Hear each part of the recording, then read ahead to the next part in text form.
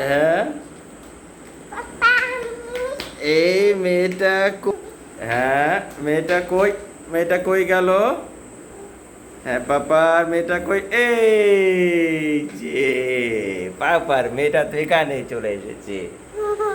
হি হি, কেমন আছো পাপা তুমি? হুম, তুমি তুমি ভালো আছো? মাম্মা কেমন আছে? মামা ভালো আছে? পাপাও ভালো আছে?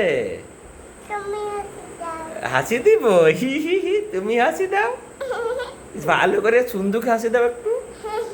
হি হি হি। আমরা কোথায় যাব এখন বাবা?